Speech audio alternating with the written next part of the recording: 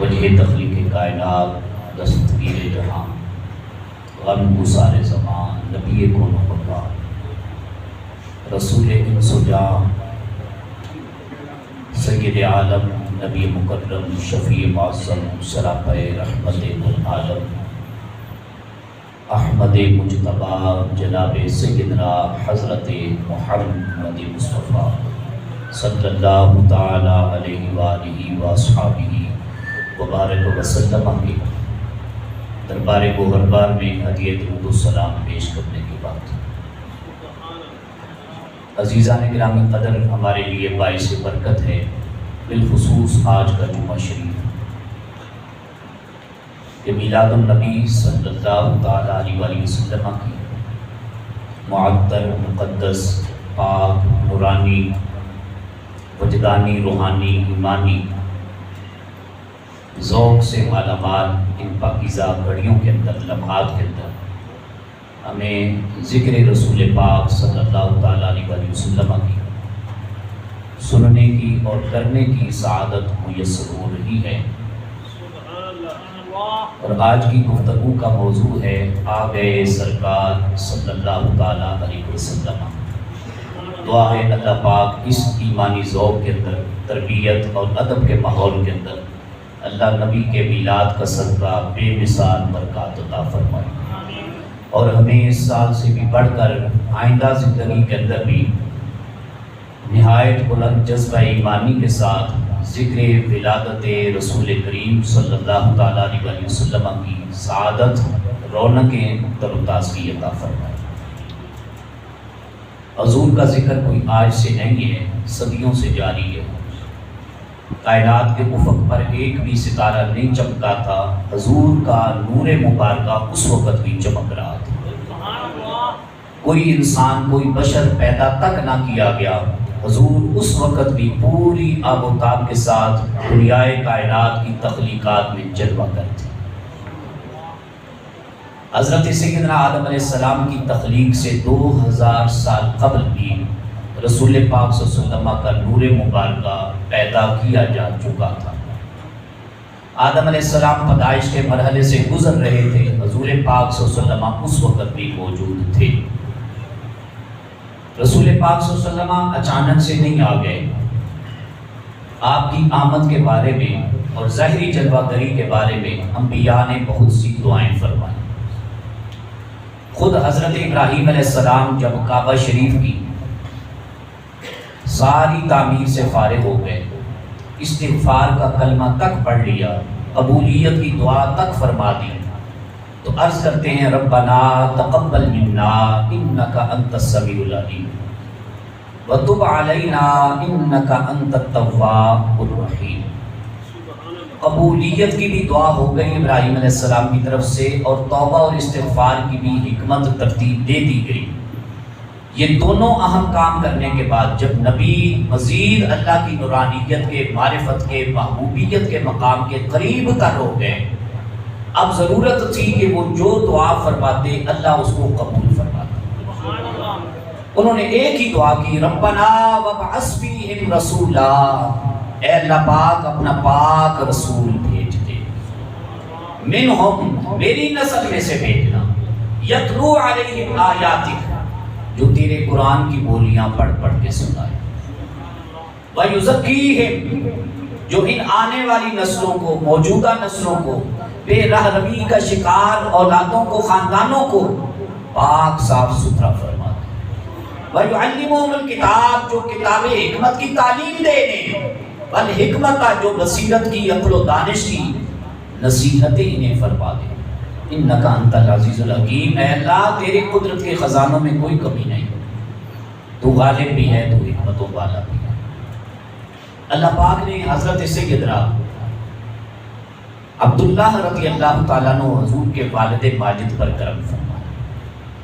آپ کی امی جان حضرت سیدہ آمنہ طیبہ طاہرہ رضی اللہ تعالیٰ عنہ پر کرم فرمایا۔ سیرت کی کتابوں کے اندر اور دیگر آسمانی کتابوں کے اندر یہ بات لکھ دی گئی کہ حضرت یحییٰ علیہ السلام کا ایک جبہ مبارکہ ہوا، وہ جبہ مبارکہ ایک وقت آئے گا کہ خون سے آلودہ کرنے والی نسلیں جبہ مبارکہ کو، جبہ یحییٰ علیہ السلام کو خون سے تر کر دیں گی۔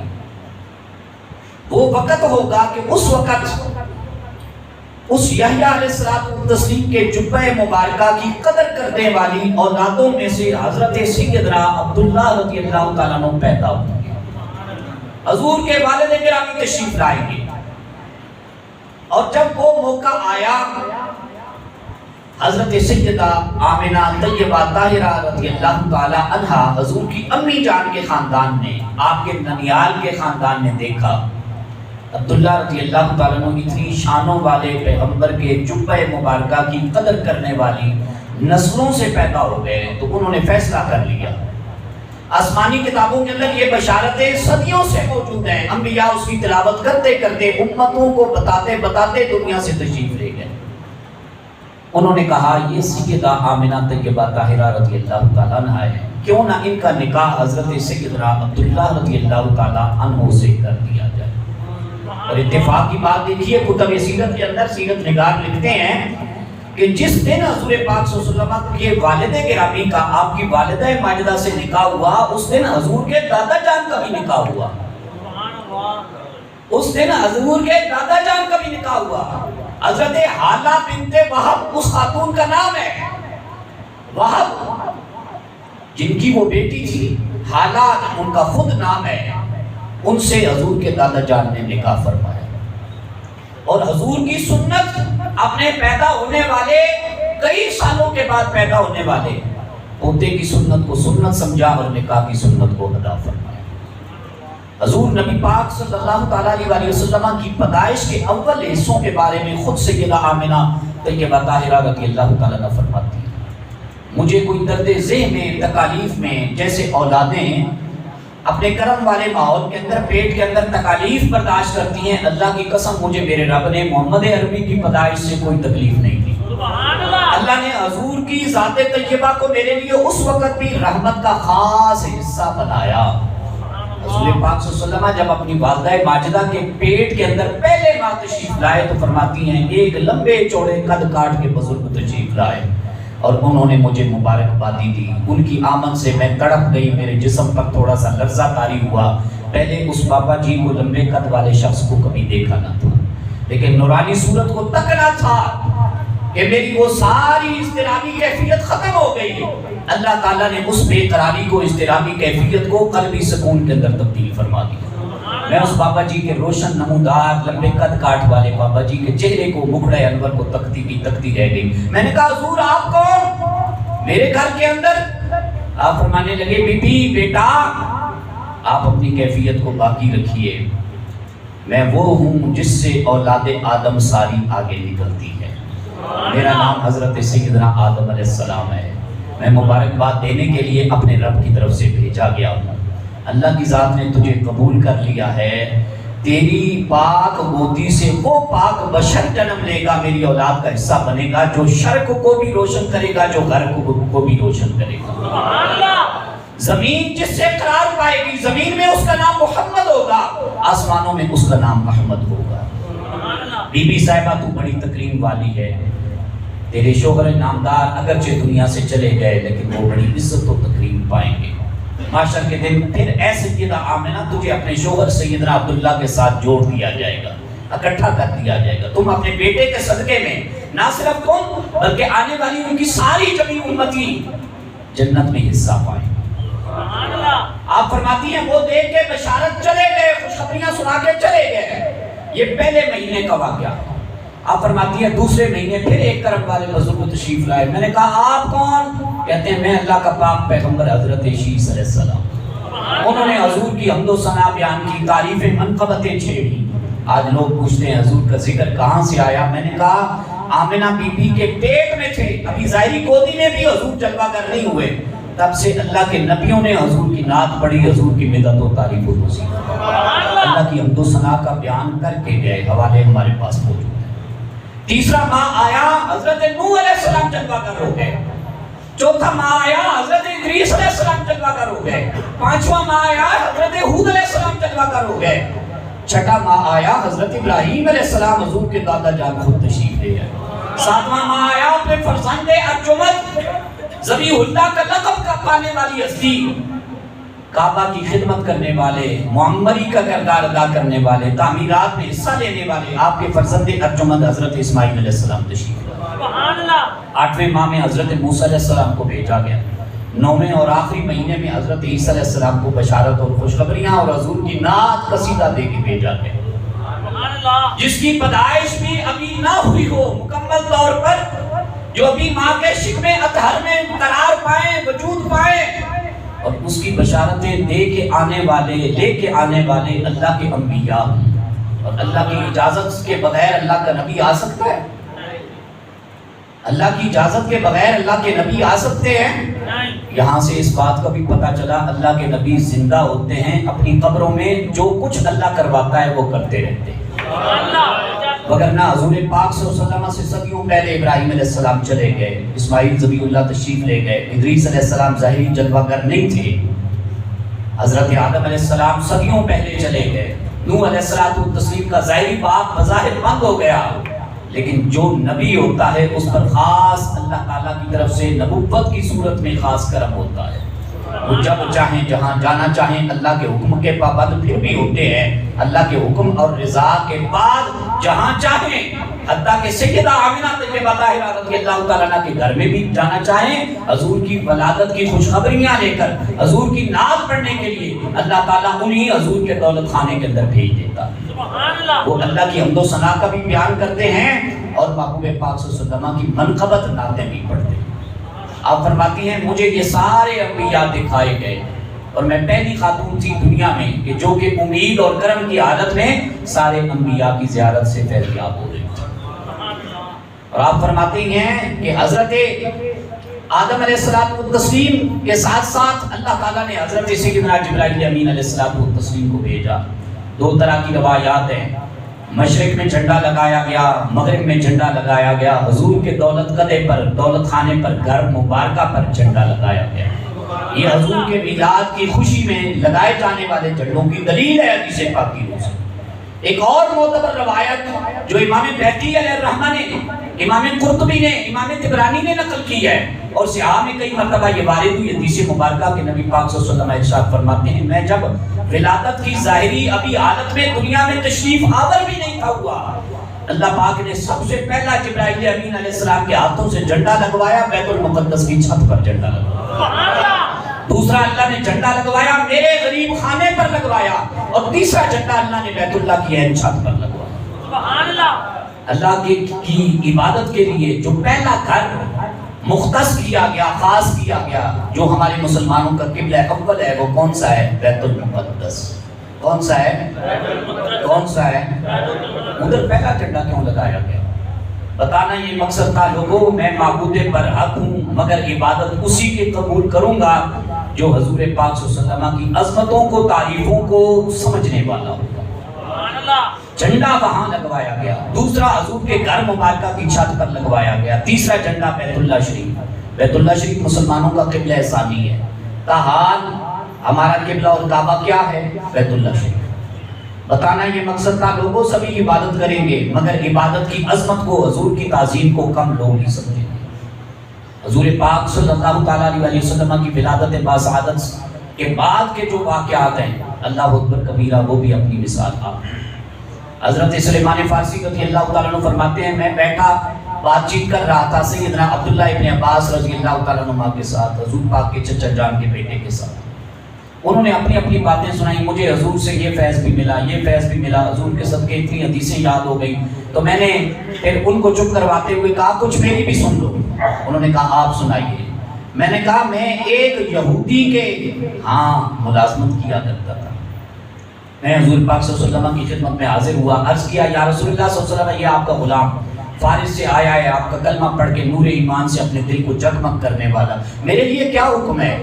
میں روزانہ چاہتا ہوں آپ کی زیارت سے مشرف یاب ہوا کروں، آپ کی خدمت میں حاضری دیا کروں۔ کریم آقا صلی اللہ تعالیٰ علیہ وسلم نے ارشاد فرمایا اس کا کیا مطلب ہے؟ میرے سلمان تم چاہتے ہو کہ حضور کی زیارت سے مشرف یاب ہو جاؤں تو ڈیوٹی چھوڑ دوں؟ اپنی ڈیوٹی، اپنا روزگار، اپنا سلسلہ یہ کرتے رہو۔ میں نے کہا حضور ایک دن میں حاضر ہوا، میں نے عرض کی حضور آج میرا جو مالک ہے یہودی، اس نے مجھے بڑی لمبی چوڑی ڈیوٹی دے دی ہے۔ فرمایا کیا مکاتبت میں کیا اس نے خدمت کے لیے تجھے حکم کیا؟ میں نے عرض کیا حضور آپ سنیں نا، کریم آقا صلی اللہ علیہ وسلم آئے، آپ کے بارے میں رب کا قرآن کہتا ہے لقد جاءکم رسول من انفسکم عزیز علیہ ما عنتم حریص علیکم بالمؤمنین رؤوف الرحیم۔ سبحان اللہ، بولو بھیا، قرآن کی آیت کو سنائیے، بھلے لوگوں قرآن سنایا دے، پھر بولو سبحان اللہ۔ اے اپنا بھاگ جگانے دے، اپنے وقت جگانے دے، اللہ کا قرآن سن رہے ہو۔ لقد جاءکم رسول من انفسکم عزیز علیہ ما عنتم حریص علیکم بالمؤمنین رؤوف الرحیم۔ تاکہ لوگوں آ گیا تمہارے پاس وہ شان والا عظمت والا رسول جو حق کی بولی بولتا ہی نہیں، درختوں کو بھی حق کی بولی اسلام کا کلمہ پڑھوانا چاہے تو پڑھوا لیتا ہے، شجر و حجر کو ہلانا چاہے اپنی پاک بارگاہ میں آوازہ دے کے بلا لیتا ہے، غلاموں کو بھیجتا ہے اور انہیں کہا جاتا ہے حضور بلا رہے ہیں، جمے ہوئے کھڑے ہوئے جڑیں اپنی زمین کے تہ سے بھی تہ کے نیچے دبا لینے والے درخت بھی اپنی جڑیں اکھیڑتے ہیں، حرکت کرتے ہیں، درود و سلام پڑھتے ہوئے جھومتے ہیں اور حرکت کرتے ہوئے اپنے قدموں کے ساتھ جو ان کو اللہ نے اپنی شان کے مطابق قدم دیے، حضور کی بارگاہ انور میں درود و سلام پڑھتے ہوئے حاضر ہو جاتے ہیں۔ وہ شان والے نبی، اللہ کا قرآن کہتا ہے من انفسکم عزیز علیہ ما عنتم، اپنی جان سے بھی زیادہ تمہارے لیے حضور سوچتے ہیں۔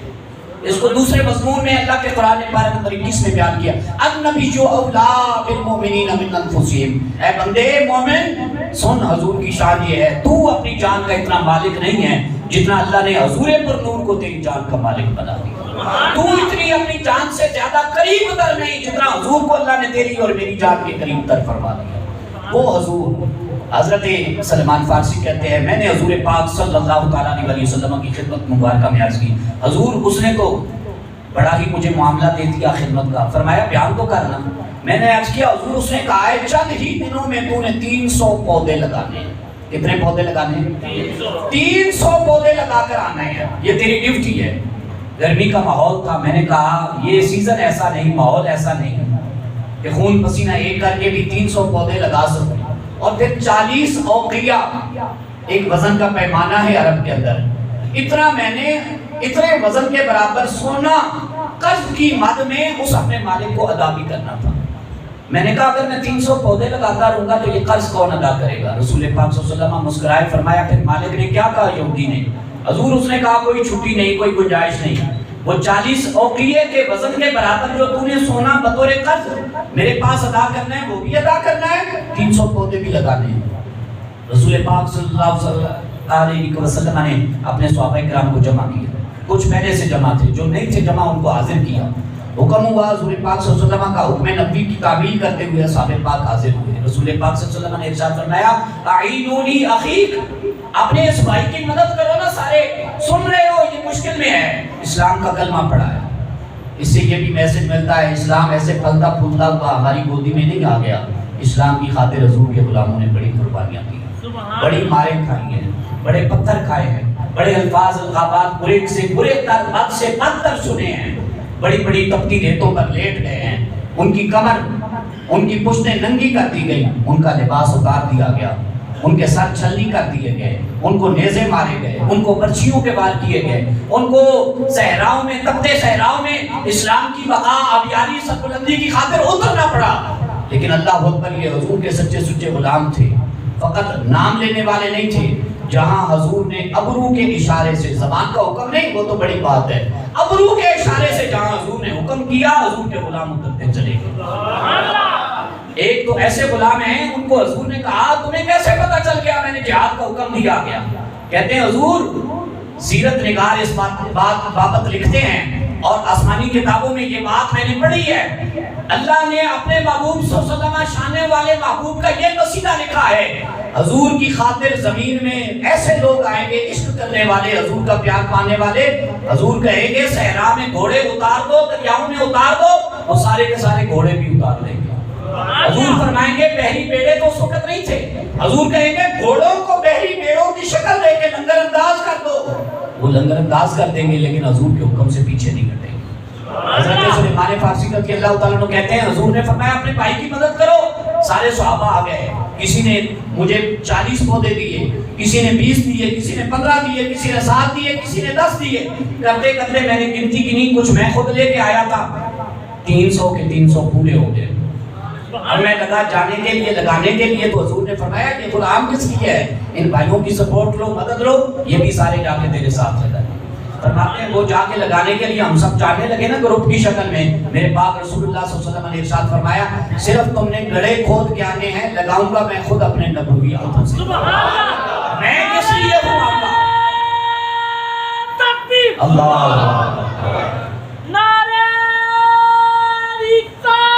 یا رسول اللہ، سرکار کی آمد، مرحبا، سرکار کی آمد، ماتا کی آمد، سونے کی آمد، دیوانوں کی آمد، نعرہ حیدری، گج گج کے آپ نعرہ حیدری، نعرہ تحقیق، نعرہ تحقیق، نعرہ حیدری، عزت و شان مصطفیٰ، آمد مصطفیٰ، آمد مصطفیٰ۔ حضور فرماتے ہیں تم نے لگا کے نہیں آنے، صرف وہاں پہ گڑھے کھود کے آنے ہیں۔ ہم گڑھے کھود کے آگئے، حکم کے منتظر رہے۔ حضور پاک صلی اللہ علیہ وسلم نے ایک ایک پنیری، ایک ایک پودا پکڑا۔ حضور پاک صلی اللہ علیہ وسلم لگاتے گئے، خود اپنے نبوی ہاتھوں سے دستے طیبہ سے اوپر مٹی ڈالتے گئے۔ اللہ کی عزت و جلال کی قسم ہم لگا کے آئے تھے، دوسرے دن ہی اللہ نے بڑا انتظار نہیں کروایا، حضور کے نبوی ہاتھوں سے دستے طیبہ سے لگائے گئے پودوں کو ہریالی عطا فرما دی۔ اللہ نے ایک دراز کا درخت کی شکل دے دی۔ حضور فرماتے ہیں لمبا چوڑا انتظار کیا کرنا ہے؟ یہ موسم بھی اپنے غلام ہیں، تم بھی ہمارے غلام، یہ پانی بھی اپنا غلام ہے، یہ پنیریاں بھی ہماری غلام ہیں، یہ درخت بھی ہماری بولیوں کو پیش کیے گئے کلمات کو سمجھتے ہیں، اور یہ بھی سمجھتے ہیں حضور کے ساتھ آئے تھے حضور کے غلام سلمان فارسی، اور وہ بڑے قرضے کی حالت میں ہیں، اور وہ ساری حالتوں کو جانتے ہیں، جزاک اللہ، وہ ساری حالتوں کو جانتے ہیں، اور وہ یہ بھی جانتے ہیں حضور کا غلام کتنا پریشان ہے۔ میں نبی آیا ہی اپنے غلاموں کی پریشانیاں مٹانے کے لیے، میں آیا ہوں اپنے جھکے ہوئے غلاموں کو عزتیں دینے کے لیے ہوں۔ فرمایا میں اگر زمین پر جلوہ گر ہوں، زمین کو صرف اسی وجہ سے پست کیا گیا، آسمان ہمارے اوپر ہے، زمین ہمارے قدموں کے نیچے ہے۔ فرمایا زمین کو بھی اوپر کیا جاتا، چونکہ میں نے آنا تھا زمین میں، 63 سال میں نے حرکت کرنی تھی، اپنے نبوی قدموں کے ساتھ مکے اور مدینے کے صحراؤں میں گلیوں میں چلنا تھا، اس لیے حضور کی ذکر کی اور قدمین شریفین اور ذات طیبہ کی برکت کی وجہ سے اللہ نے زمین کو حضور کے قدموں کے نیچے کیا۔ آسمان پر حضور نے چونکہ تشریف لے جانا تھا شب اسرا کا دولہا بن کے، اس لیے اللہ نے آسمان کو شرف بلندی بخشا۔ آپ کبھی دیکھا کرو نا کہ آسمان اوپر کیوں ہے؟ اگر آسمان نیچے ہوتا، زمین اوپر چلی جاتی تو پھر کیا فرق پڑتا؟ پھر حضور کی رفعت باقی نہ رہتی، لوگ سوالات کرتے۔ اللہ نے تو یہ اٹھائے جانے والے اعتراضات کی بھی حد بندی ختم فرما دی۔ فرمایا زمین تو نیچے رہے، میرے پاک محبوب صلی اللہ علیہ وسلم نے قدم انور سے چلنا، اور تو اوپر رہے آسمان، اس لیے کہ اللہ کے محبوب نے عرش پر جا کر اپنے رب کا مہمان بننا۔ وہ حضور پاک صلی اللہ علیہ وسلم فرماتے ہیں، وہ غلام فرماتے ہیں سلیمان فارسی، وہ فرماتے ہیں میں رسول پاک صلی اللہ علیہ وسلم کی خدمت میں حاضر ہوا، حضور یہ 300 درخت لگانے والا، پودے لگانے والا تو مسئلہ حل فرما دیا، دوسرا مسئلہ آپ نے فرمایا تم پوچھتے کیوں ہو؟ مجھے نہیں پتا کہ دوسرے مسئلے کے حوالے سے فارس سے آنے والا میرا غلام سلمان پریشان ہے۔ فرمایا اے میرے غلاموں، ایک غلام کو حکم کیا، وہ اجمی تھے، عرب والے نہ تھے، دور سے آئے تھے، تم وہ چیز لے کے آؤ نا جو میں نے سلمان فارسی کے لیے تمہیں امانتاً پکڑائی ہوئی ہے۔ وہ لے کے آیا نا، وہ مرغی کے انڈے کے برابر سونا تھا، سونے کی ڈلی تھی، اور وزن میں، شکل و صورت میں، حیات میں، دیکھنے میں وہ جتنا مرغی کا عام حالت کے اندر شکل میں انڈا ہوتا ہے، وہ اتنے انڈے کے برابر تھی۔ رسول پاک صلی اللہ علیہ وسلم نے ارشاد فرمایا میری دولت خانے کے اندر رکھ دی جائے۔ وہ انڈا مرغی نما وہ حضور کے دولت خانے کے اندر رکھ دیا گیا۔ حضور فرماتے ہیں آؤ جہاد کی باتیں کریں، آؤ کتاب اللہ کو سمجھیں، آؤ غزوات کی باتیں کریں، آؤ بدر کی باتیں کریں، آؤ میرے سلمان فارسی احد کی باتیں کریں۔ سلمان فارسی کہتے ہیں باتوں کی حد تک دیکھو تو صحیح، حضور نے باتیں کی، لیکن میں اتنا پریشان حال تھا کہ بدر کے میدان میں سلمان فارسی نہیں اتر سکے، احد کے میدان میں سلمان فارسی نہیں اتر سکے۔ کہتے ہیں حضور نے سارے غزوات کی بات کی، اپنے خاتم النبیین ہونے کا، رحمت للعالمین ہونے کا، شرف عزت پانے کا ذکر کیا، لیکن فرماتے ہیں وہ ذکر کرتے کرتے دن گزرا، شام کا سورج نہیں تھا ڈلا، حضور نے اپنے امانت رکھوائے گئے غلام کو یاد کیا اور فرمایا میرے غلام کو میری امانت لے کے آؤ۔ حضور آپ کے دولت خانے کے اندر ہے. فرمایا دولت خانے کے اندر سے لے کے آؤ. حضور کی خدمت میں پیش کی گئی. حضور پاک صلی اللہ علیہ وسلم نے کچھ پڑھا, اللہ کا نام لے کر سلمان فارسی کے ہاتھ میں دی اور فرمایا کتنے اوقیہ قرض ہے؟ حضور 40 اوقیہ. فرمایا 40 اوقیہ تو کوئی چیز ہی نہیں, یہ لے کے جا, اس کو تول کے تو پھر اپنا قرض ادا کرنا.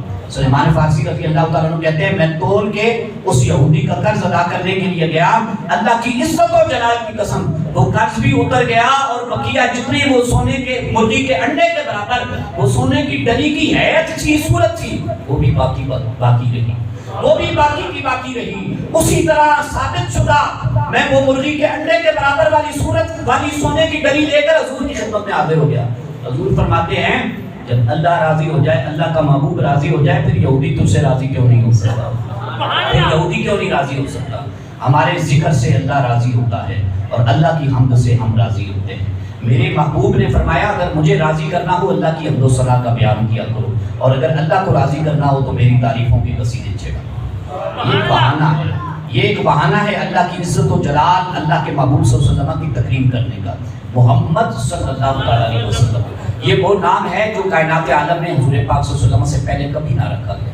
سرکار صلی اللہ علیہ وسلم خود اپنا میلاد پڑھتے ہیں. لوگ کہتے ہیں کہاں میلاد ہے؟ ہم نے پچھلے دنوں آیت سنائی سورہ آل عمران کی 81 نمبر آیت. کون سی آیت؟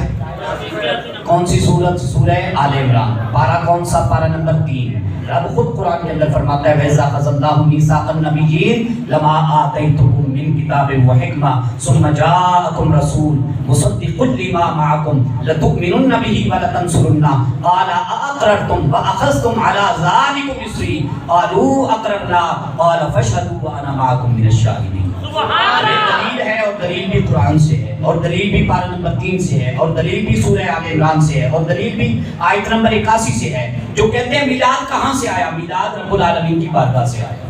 حضور نے عرش پہ میلاد کی پہلی بزم قائم کروائی. میلاد کے جلوس کے شرکاء دنیا کی مخلوقات والے گندے لوگ نہیں تھے, گناہوں کی بخشش چاہنے والے لوگ نہیں تھے, نوری لوگ تھے عرش پر جن کو اور فرش پر جن کو اللہ کا انبیاء کہا جاتا ہے. اللہ نے خود وہ بزم میلاد کروائی. حضور کی آمد ابھی ہوئی تھی نہیں, حضور کے ذکر پاک کا نعت پاک کا جلسہ پھر بھی ہو رہا تھا اور اللہ نے اپنے انبیاء سے وعدہ میثاق لیا, پکا وعدہ لیا اور ان کو کہا جب میرے نبی آ جائیں میرے نبی پر بھاری ذمہ لیتے ہو اور ان کی رسالت کے بارے میں اقرار کرتے ہو اور جب وہ شریعت کے احکامات لے کے آئیں گے اس کو مانتے ہو. سب نے کہا ہم نے اقرار کیا, ہم نے اقرار کیا اور ہم گواہ ہو گئے حضور کی رسالت پر, اللہ تیرے بتانے سے گواہ ہو گئے. اللہ نے کیا فرمایا وَأَنَا مَعَكُم مِّنَ الشَّاهِدِينَ, میں خود ذات رب العالمین بھی تمہارے گواہوں میں سے. یہ پہلا جلسہ ہے جو اللہ نے میلاد کا کروایا. اب پوچھتے ہیں حضور نے تو میلاد نہیں منایا, اور بتاتے ہیں حضور نے میلاد بنایا. اور جو اللہ کی سنت ہو اور میلاد والے نبی کی سنت ہو وہ ہم نہ کریں. ہم یہ نہیں کہتے میلاد منایا نہیں تو واجب کام گیا, ہم یہ کہتے ہیں درود و سلام نہیں پڑھا تو واجب کام گیا. میلاد منانا مستحب عمل ہے لیکن جواز کے سب مسالک قائل ہے, جواز کا ہی بتاتے ہیں. وہ کہتے ہیں جائز ہے, یہ سارا حرام نہیں ہے اور واجب نہیں ہے, مستحب عمل ہے, لیکن کرنے والے بنو اور اپنے سوئے ہوئے وقتوں کو جگانے والے. آج سوئے ہوئے وقت ہیں, آج کہیں نا حکومتوں کو ہمارے مسئلے حل کریں, آج کہیں شنوائی والا دربار تلاش کریں گے جہاں پہ شنوائی ہو سکے. اللہ اکبر کبیرہ. میرے محبوب کا گنبد خضرا اور اس کے صاحب مکین گنبد خضرا صلی اللہ علیہ وسلم کو اللہ نے یہ طاقت دی ہے, کسی بھی مسلک کا بندہ عمرے شریف کے لیے حضور کے در انور کے قریب جاتا ہے وہ اپنی بولیاں اپنے مسئلے حضور کی بارگاہ کو سناتا ہے. وہ درود کسی بھی شکل میں پڑھے وہ سناتا ہے, وہ پڑھ کے آتا ہے, اللہ تعالیٰ اس کے تو پھر اس کے مسئلے حل فرماتا ہے. مسئلے رب نے ہی حل فرمانے ہیں, حضور اپنی طرف سے حل نہیں فرماتے, لیکن حضور وسیلہ کائنات ہیں, حضور منبع کائنات ہیں, حضور موصل انسانیت ہیں, حضور معلم کائنات ہیں. حضور کی وجہ سے یہ کائنات ابد تا آخر یہ روشن ہے, اس میں جمال نبوی ہے, اس میں قرآن کا حسن ہے, اس میں حق الہیہ کی معرفت ہے, اس میں حضور پاک صلی اللہ علیہ وسلم کے علم و حکمت کے دریا بہ رہے ہیں. آپ کو تو اگر استاد نہ ہو تو سورہ رحمان نہیں سمجھ آ سکتی, پورے کا پورا قرآن کیسے سمجھ آ سکتا ہے؟ اللہ اکبر کبیرہ. حضور پاک صلی اللہ علیہ وسلم خود اپنا میلاد پڑھتے ہیں, فرماتے ہیں لوگوں ساری کائنات جتنی مخلوق بنائی گئی اس میں اللہ نے اولاد آدم کو پسند فرمایا, اولاد آدم میں سے اللہ نے عالم عرب کو پسند فرمایا, عالم عرب میں سے اللہ تبارک و تعالیٰ نے بنو ہاشم کے قبیلے کو پسند فرمایا. لوگوں بنو ہاشم کے قبیلے سے اللہ نے بنو قریش کو پسند فرمایا، اور بنو قریش کے قبیلے سے اللہ تعالیٰ نے حضرت اسماعیل علیہ السلام کے ہاشمی خاندان کو پسند فرمایا، اور ہاشمی خاندان میں سے نبوت کا فیض دینے کے لیے اللہ نے میری ماں حضرت سیدہ آمنہ اور میرے باپ حضرت سیدنا عبداللہ کے گھر کو پسند فرمایا، اور یوں میں پیدا ہوا اور میں ختنہ شدہ پیدا ہوا۔ مختون شدہ اسے کہتے ہیں۔ حضور کا ختنہ کسی نائی نے نہیں کیا، کوئی آیا نہیں تھا آلے لے کر حضور کا ختنہ ہو رہا ہے، نہیں، حضور کا سایہ مبارکہ بھی زمین پر نہیں پڑتا۔ حضور کے جسم اطہر پر کبھی نظافت لطافت اتنی ہے جس کو قرآن نے کہا وَإِنَّكَ لَعَلَىٰ خُلُقٍ عَظِيمٍ، جسم اطہر پر کبھی مکھی نہیں بیٹھ سکتی، آپ کا سایہ زمین پر نہیں پڑ سکتا، آپ مختون شدہ ہیں۔ اور اس اوصاف جمیلہ میں دیگر کئی انبیاء آپ کے مشترک ہیں۔ داؤد علیہ السلام ختنہ شدہ پیدا ہوئے، بولو نا سبحان اللہ۔ اسی وہ نہیں کہ حضور کی شانہ بیان کریے تے باقی نبیاں کی کٹا چھڑیے، حضور سمیت اللہ تعالیٰ نے سارے انبیاء تعظیم والے ہیں، سارے تکریم والے ہیں، سارے ادب والے ہیں۔ جدو اسی پڑھنے آنے نماز کے اندر حضور کی ذات میں درود و سلام اسی یہی نیت کر کے پڑھنے آنے، یا رسول اللہ السلام علیک، یا حبیب اللہ السلام علیک، السلام علیکہ ایھا النبی ورحمۃ اللہ وبرکاتہ۔ تو داؤد علیہ السلام ختنہ شدہ پیدا ہوئے، عیسیٰ علیہ السلام ختنہ شدہ پیدا ہوئے، حضور کے دادا جان ابراہیم علیہ السلام ختنہ شدہ پیدا ہوئے، انسانیت کے باپ ابو الاشد بشر کا لقب پانے والے آدم علیہ السلام ختنہ شدہ پیدا ہوئے، حضرت نوح علیہ السلام خود ختنہ شدہ پیدا ہوئے۔